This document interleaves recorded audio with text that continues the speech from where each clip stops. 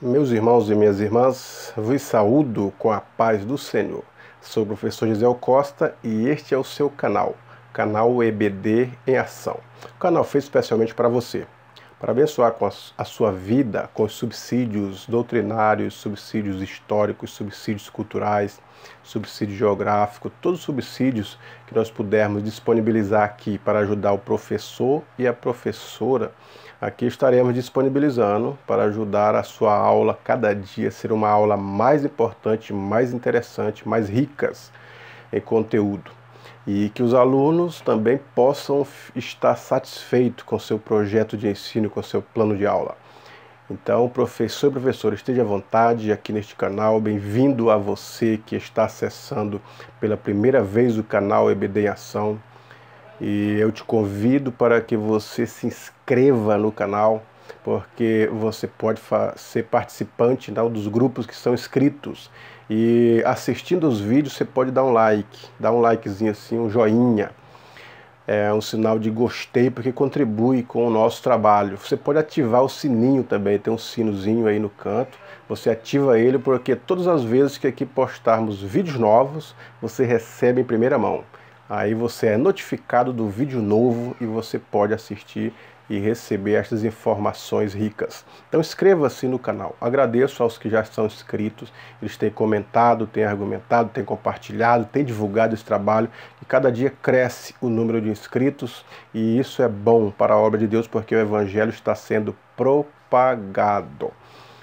Hoje nós estaremos estudando a lição de número 7, datada do dia 17 de fevereiro de 2019, cujo tema é Os Perigos do Deserto. E o texto do dia está em Salmo 124:8. O nosso socorro está em nome do Senhor, que fez o céu e a terra. A síntese: em algum momento da nossa trajetória haverá desertos a serem transpostos. E é preciso ter muito cuidado para não sucumbirmos ante aos perigos que surgem nesses dias difíceis. Então, nesta caminhada de Israel, eles estão marchando rumo à terra prometida, a uma promessa que Deus havia feito para o povo de Israel.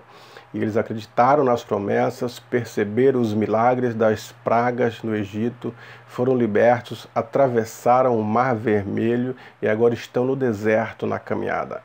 E esse deserto ele teve diversas passagens, diversos pontos que eles tiveram que transpor, os perigos e etc. São longos anos de caminhada no deserto. E o primeiro tópico aqui é: no deserto surgem críticas. O deserto, onde Moisés foi criticado por ser líder, onde Moisés foi criticado por estar próximo dos seus familiares na liderança rumo à terra Canaã, ele era um povo grande. Então, o deserto, às vezes nós não vamos para o deserto literalmente dito. Nós não precisaremos ir ao deserto do Saara para poder ter as promessas cumpridas. Você pode até ir ao deserto do Saara, tirar fotos, visitar, mas não é um deserto de promessas como era o deserto de Israel. Para eles poderem chegar a Canaã, tinham que marchar literalmente. Às vezes o nosso deserto é a solidão, é o sofrimento, são as dificuldades, são as tribulações, são diversos fatores hoje que como o deserto na nossa vida. E eles aqui no deserto, o primeiro ponto aqui do primeiro tópico diz assim: quanto à espiritualidade de Moisés, ele foi criticado. Então todos se juntaram para poder criticar a espiritualidade de Moisés. Alguns diziam: com que autoridade você é líder? Com que autoridade?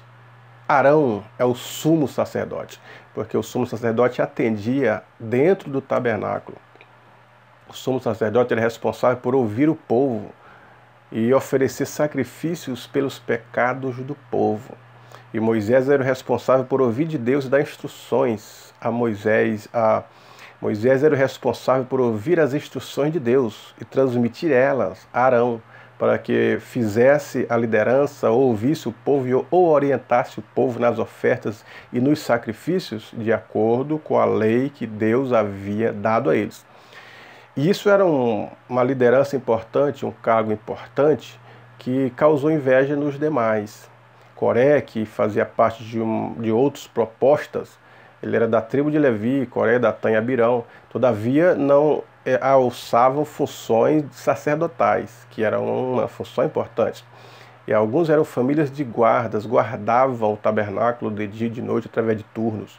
E para eles, ser guarda em Israel, ou no tabernáculo instituído por Deus, era um cargo de menos importância. Eles queriam trocar, fazer o inverso, mandar os que estavam lá, como Arão, seus filhos e Moisés, para virem para fora, para guardar as tribos, e eles estarem então no local de liderança. E com isso surgem os conflitos.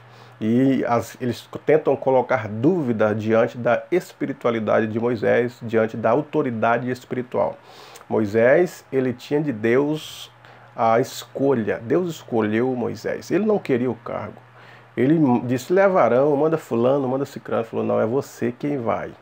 Então Moisés foi com a cobertura de Arão, que Deus havia prometido. Então Deus deu a Moisés a liderança, Deus deu a Moisés a autoridade, e ele se torna um homem de autoridade e de espiritualidade, sim. Por mais que no deserto, diante das perseguições, eles impunham dúvidas quanto à espiritualidade e autoridade espiritual, se Moisés tinha ou não. O diabo também ele levantou suspeitas quanto à autoridade de Jesus, quanto à espiritualidade de Jesus. Se tu és o Filho de Deus, manda que essas pedras se transformem em pães. Quer dizer, estava duvidando. Jesus tinha que provar para ele que era o Filho de Deus.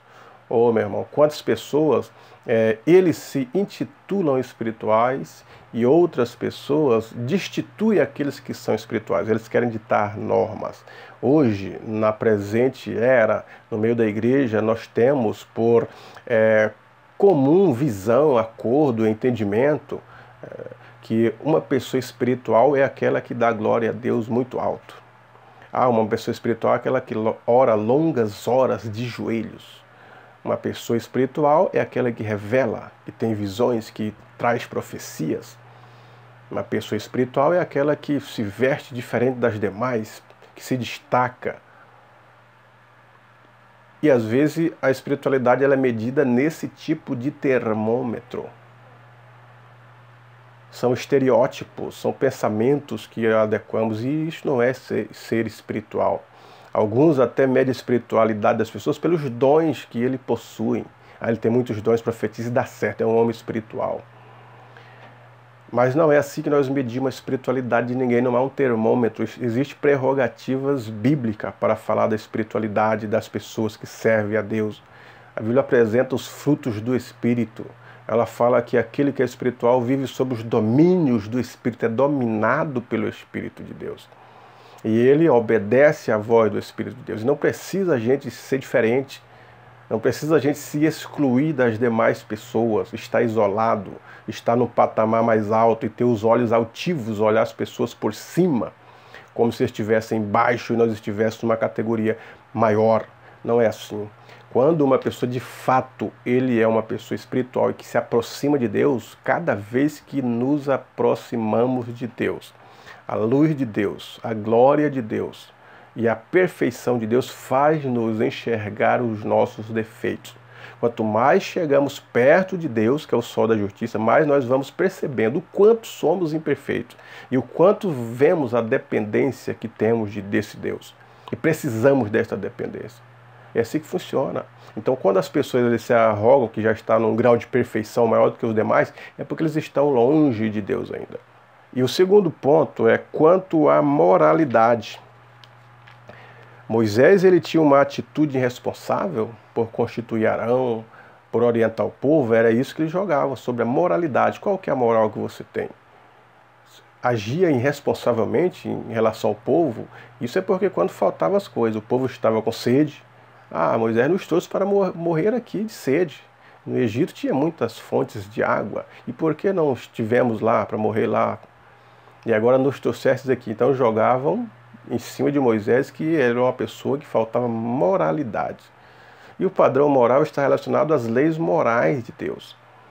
aqueles que obedecem às leis morais que estão intrínsecas na alma da pessoa, este é que tem moralidade. Às vezes as pessoas querem afligir a moral dos outros, buscando pelos erros deles.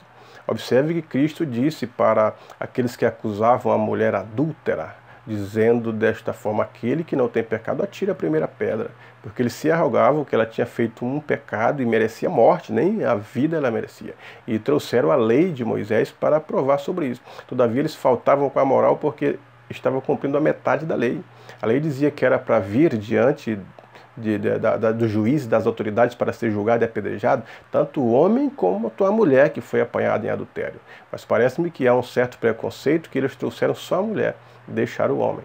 Então eles estão agindo de uma forma imoral. E a mulher, então, eles querem condená-la. E Jesus Cristo mostra que eles falharam. Bom, quem não tem pecado, atire a primeira pedra. Então, às vezes queremos denegrir a imagem de alguém responsável e respeitosamente dentro da sociedade evangélica, apontando as suas falhas e atingindo a moral da pessoa. E não é assim que funciona, não vai dar certo esses levantes contra aquele que Deus instituiu, por mais que estejam eles em falhas. Senão Davi havia matado Saul, quando ele estava na caverna de Adulão, que ele entrou para fazer necessidade, estavam todos escondidos lá.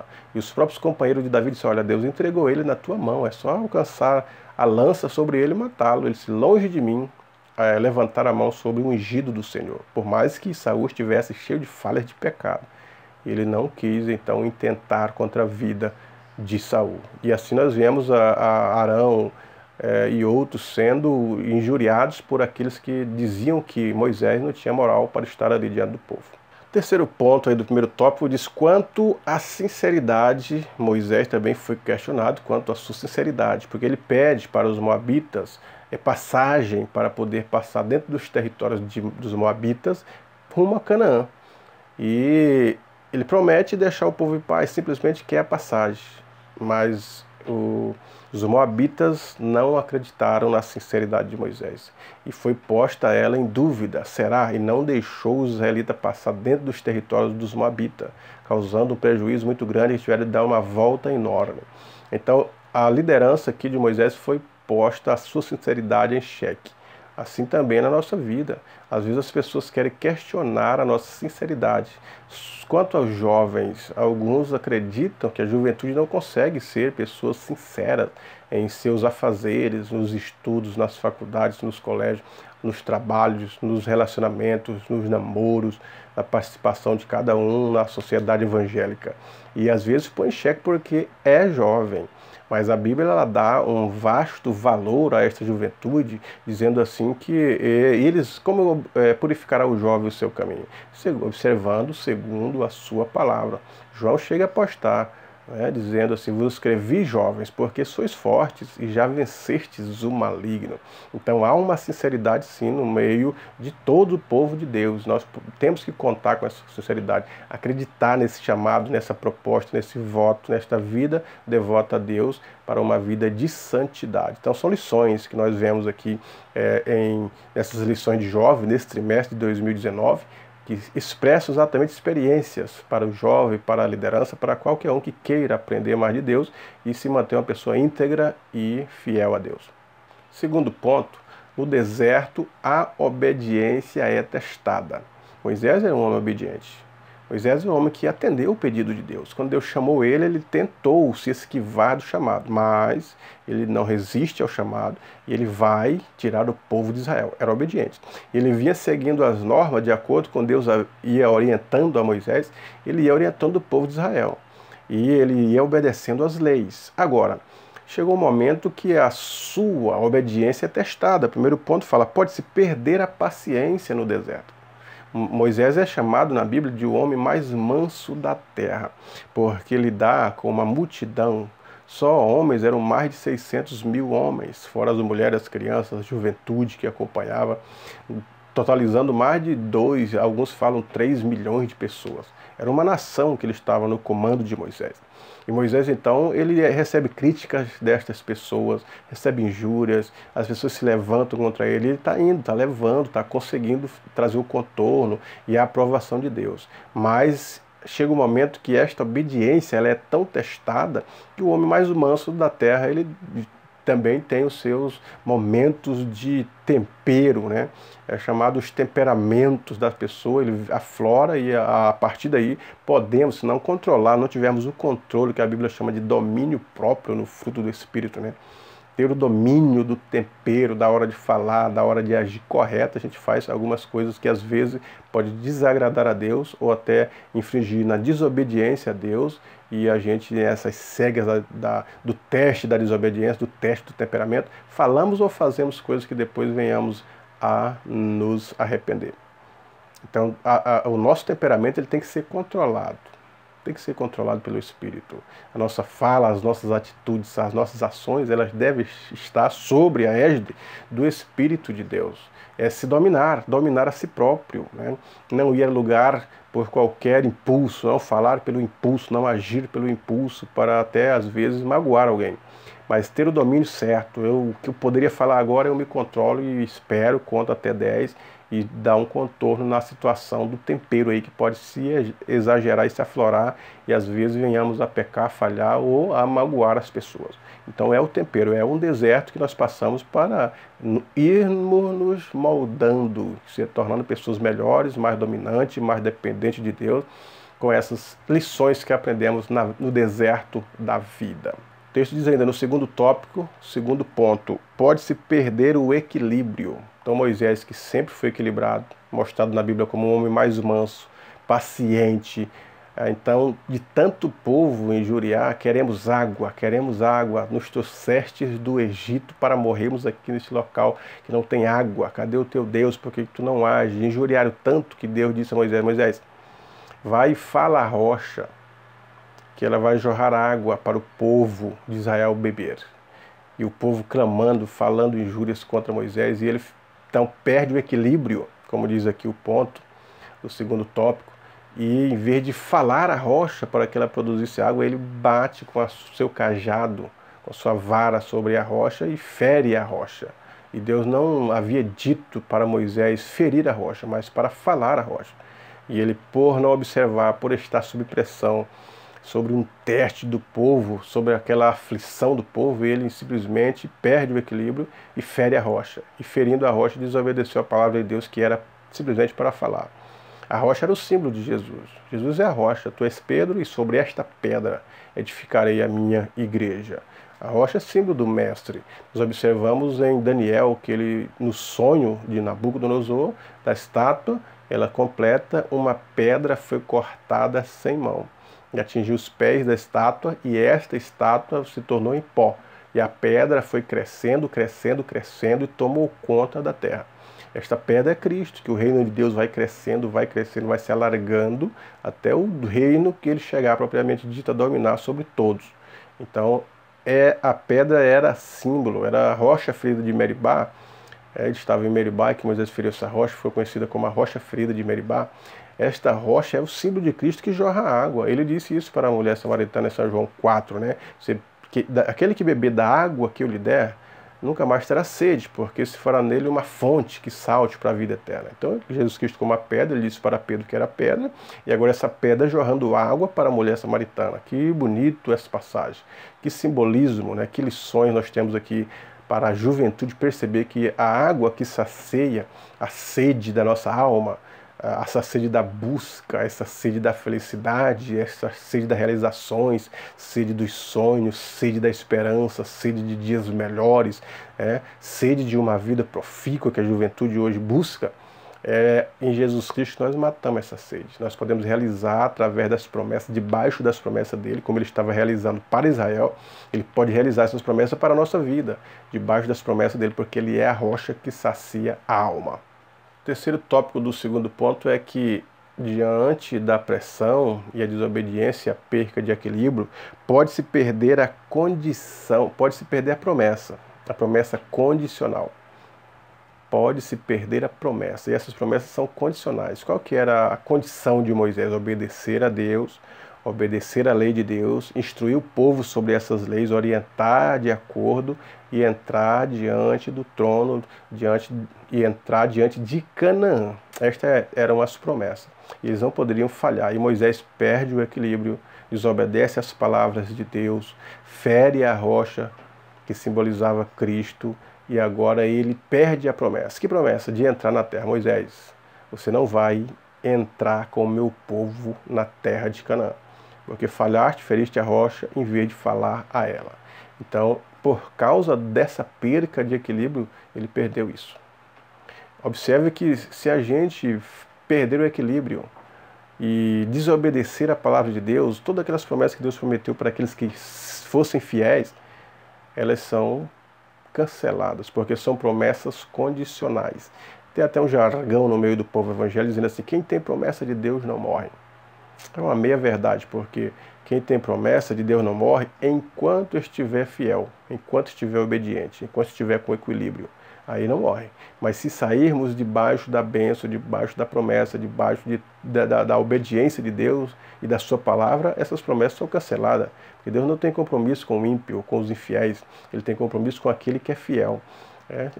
Ser fiel até a morte e dar-te a coroa da vida. Não é ser fiel até a metade da vida, é até a morte, até o final. A obediência e a fidelidade estão caminhando juntos. Então, meu jovem, minha jovem, você que está ouvindo esse vídeo, ou professor e professora que está ouvindo o vídeo, instrua os jovens a que eles permaneçam sobre as orientações bíblicas, sobre as promessas de Deus para a juventude. Deus tem promessa para a juventude. Inclusive, se Cristo não vier logo, a liderança da igreja, ela estará diante dos jovens, liderança do país, a juventude está chegando aí, a liderança de empresa, a liderança das famílias próximas aí para o futuro. É os jovens de hoje que estarão atuando aí no futuro próximo. Portanto, nós temos que ter este equilíbrio, é um aprendizado para toda a juventude, todos nós que estamos aprendendo com essas lições, como manter uma vida equilibrada, uma vida pautada na obediência, na mansidão e na promessa de Deus. Terceiro tópico é: no deserto chega a solidão. A solidão chegou para Moisés. Ele que estava rodeado com seus familiares, de repente, Miriam, ela faleceu. E Miriam era uma das irmãs mais velhas de Moisés. Ele era o caçula, né? Arão e Miriam, depois era Moisés. Então, Miriam morreu. Por mais que ela tenha suscitado revolta, palavras e iras contra Moisés, era a irmã. Moisés a perdoou, ela passou por aqueles momentos dolorosos da lepra, mas foi curada da lepra, restituída novamente à família e ao povo de Israel, e era uma das pessoas que encabeçava o louvor, que obedecia a Arão, que ajudava, e agora Moisés perde a irmã Miriam. E parece-me que o luto não é bom para ninguém. As pessoas não ficam satisfeitas com o luto. E sempre haverá de sentir a falta da pessoa que partiu, que deixou o recinto, o ambiente familiar, o ambiente religioso. Então Moisés agora começa a perceber que no deserto também nós passamos por esses momentos de tristeza, de solidão, de desespero, de angústia. Daqui a pouco Arão partiu também. Nós vemos o texto que a morte de Arão fez com que Moisés estivesse enlutado. E o luto é um momento muito doloroso para a alma, porque nós sentimos a falta. E tudo que vamos fazer, percebemos a companhia das pessoas que tínhamos antes delas partirem. E nós observamos que quanto mais convivemos com as pessoas, que elas partem mais tarde, mais sentiremos falta desta pessoa que fez parte da história da nossa vida. Então o luto ele é para ser vivido, para ser chorado, mas daqui a pouco a gente esquece isso. E vamos para frente, não vamos ficar vivendo lutados separadamente. Há pessoas que não conseguem terminar o luto. Há pessoas que estão de luto até hoje, 1 ano, 2 anos, 10 anos, vivendo sobre o luto. Quando se lembra da pessoa querida, da pessoa amada, do amigo, do parente mais próximo, ele continua a chorar, não consegue viver a sua vida, levar a sua vida de alegria, levar os seus projetos, porque ele está com vida. Então ele fica no passado, relegado ao passado, pensando, entristecido e às vezes até murmurando e questionando a Deus. Então nós vamos viver o luto? Vamos viver o luto. Mas passou esse período, vamos viver a vida, vamos projetar o futuro, nós vamos viver o presente pensando no futuro, naquilo que é melhor, na esperança do nosso Deus. Moisés foi um líder com poucos amigos, é o último tópico aí do terceiro ponto. Eu não sei se Moisés foi um líder com poucos amigos. Não significa que porque a Bíblia não destaca todas as ações de Moisés diante do povo que ele não tenha. Talvez seja uma suposição, porque a Bíblia não apresenta direto pessoas juntamente com ele, mas também isso não significa, não serve de uma prova. Então aqui a gente tem que analisar este tópico aí. Como que Moisés, ele até hoje é tão querido entre Israel, é um dos maiores nomes que teve uma maior importância, tanto diante das pragas, diante da legislação de Israel, legislando as leis morais, leis civis, leis cerimoniais, conduzindo o povo, tendo paciência com o povo. Então ele teve uma influência grande. Talvez ele não tivesse tempo para viver na casa de um e de outro, porque ele tinha um trabalho incansável, a ponto do seu sogro, Jetro, rogar a ele, dizer, olha, distribui as cargas desse teu espírito aí, distribui entre as outras pessoas para que elas possam liderar juntamente com você. Quer dizer, as ocupações de Moisés eram tantas, mas isso não significa que ele não tivesse amigos. Não só Josué, que ele se apresenta depois que os irmãos vão embora, partem e ele fica vivo. Então Josué é o seu moço, é o seu auxiliador. Só ele? Não sei, a Bíblia fala ele. Talvez ele tenha outras pessoas, talvez essa falha de falta de amizade, ela não existe. É uma suposição do comentarista aqui, que ele não coloca muitas prerrogativas nem embasa biblicamente sobre o que ele quer dizer. Talvez um pensamento do teólogo. Então a gente deve respeitar a opinião, mas não significa que nós devemos concordar com as opiniões, né, de todas as opiniões. São opiniões, e o que é doutrina, o que é fato, que está comprovado, não há como negar. Portanto, meu querido professor e minha professora, eu te desejo uma boa aula, que Deus em Cristo te abençoe nesta aula preciosa, que esse trimestre continue até o final sendo um canal de bênção para as pessoas, para a nossa juventude, que venhamos trazer mais e mais jovens para as manhãs de escola dominical. A nossa juventude que já passa a semana inteira nas salas de aula, ouvindo os professores todos os dias, e só tem 4 dias no mês para ouvir os professores da escola dominical com assuntos relacionados à sua vivência cristã através da Bíblia. Então vamos aproveitar ao máximo esses minutos que temos na sala de aula, 1 hora e meia, com a nossa juventude, para que possa tornar o ensino tão eficaz que eles passem a semana inteira meditando na sala de aula e que a influência maior na vida deles seja os ensinos do professor e da professora através das lições bíblicas na escola dominical. Deus em Cristo te abençoe.